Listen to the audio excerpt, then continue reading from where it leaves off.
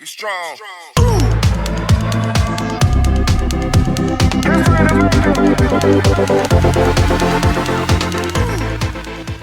Sort of moving on from that, though, if we were to sort of apply this in our programming, Jacob, sort of what are the key differences? How would we go about implementing this sort of in our pre-season, then our in-season training, the VBT values?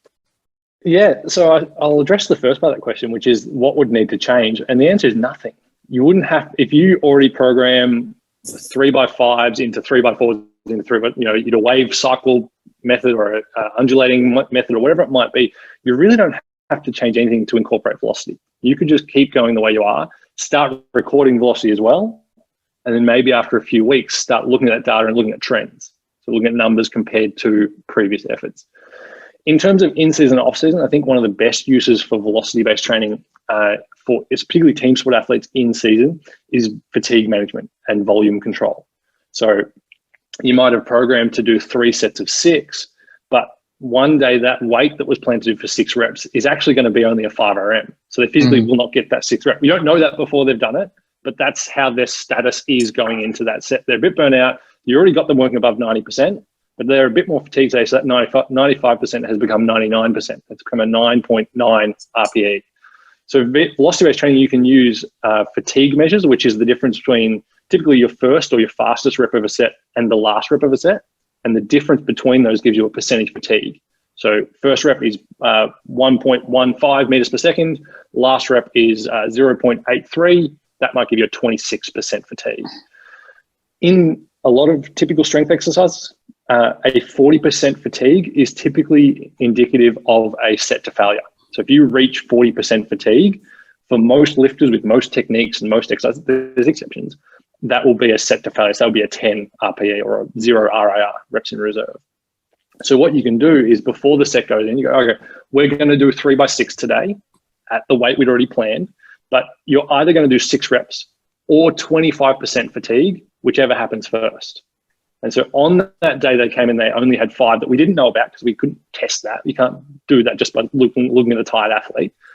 That day they were going to get 5 reps at 40% fatigue. They'll only do 3 or 4. So instead of 3x6, it becomes 3 sets of 4, 4, and then 3. And so the reps have kind of been regulated by their readiness on that day. And so if they're in season, we've now created a bit more space in their recovery window, in their physiology, to allow them to recover for on-field training in 2 days' time, or captain's run on the weekend, or their next strength session, or game, whatever it might be. Whereas had we just gone, we're going to go 3x6, and they get 6, 6, and 5, and they're all RPE 9.5 or 10 even, then we've just dug them a massive hole that they didn't need. And they're in season, they've got a game in 2 days. That's just going to keep going down and down and down. So one session where we cut 30 or 40% of our volume, but still get good intensity, is going to be nothing in the grand scheme of things. Whereas one session where we smash them and go to failure on 3 sets or really close to failure on 3 sets, that could dig a hole they won't get out of for the rest of the season. If they're playing big minutes in a high intensity sport like rugby or football, they'll be gassed for weeks. It'll be hard to come back from that. So I think that's one really good way is just manage your fatigue. And so we've got a plan to do 3x6, but we can be flexible on that in the day to day. And so I think trying to keep your intensity, trying to keep the load high, but dropping the volume with using fatigue cutoffs is a really good way to maintain strength, maintain power, but also just give them a little room on those weeks when they need it to adjust. Just a question that just popped into my head.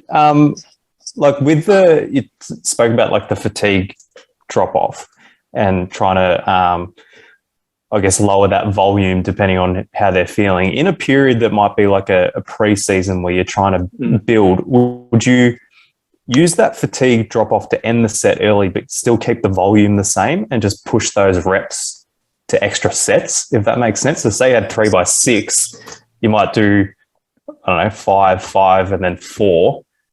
Quick math, that's 13. But then you've got 4 reps left or whatever, yep. Yeah. Would you then just add those reps to the next set so you're still getting the same volume, but you're keeping the quality of the set as high as possible? So you've kind of got a bit of a set approach going on now. So you're kind of doing accidental clusters by breaking your 3x6 into now 4x4 or whatever it might be and using fatigue at the end. So And the other strategy, and these are the thing, these are all just tactics. These are all just little applications of velocity. You just play with it, you try it, your athletes hate it, you get rid of it and you try a different one. Or you try it and you find all your athletes are now not doing anywhere near enough work. So you need to up it from 25% to 30%, for example.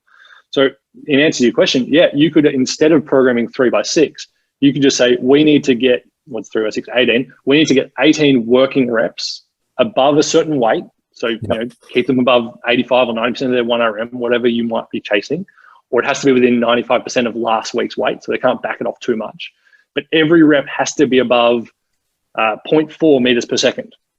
So they start the set, 0.5, 0.48, 0.46, 0.42, stop.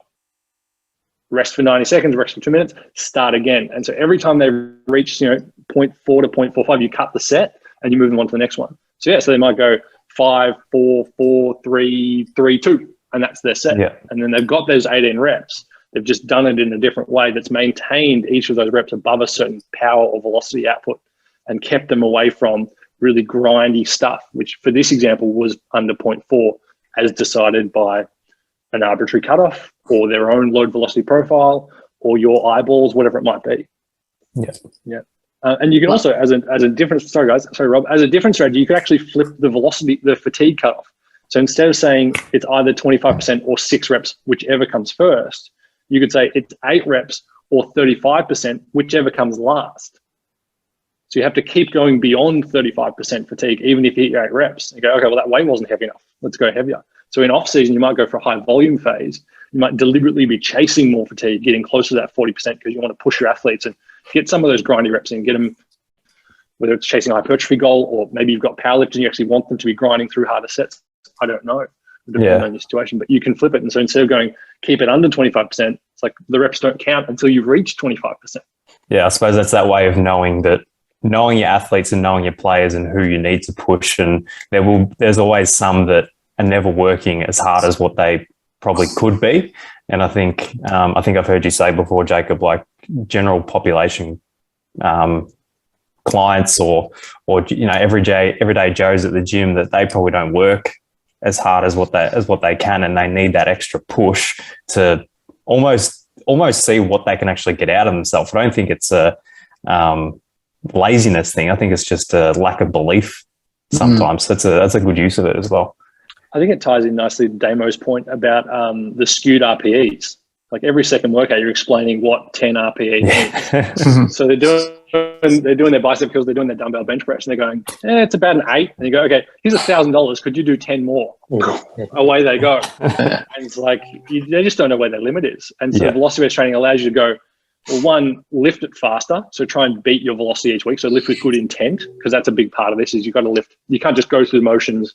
The set gets a little later and you start exploding. Then you've got to be giving it good effort from the start, which is just a great way to train, whether you track velocity or not.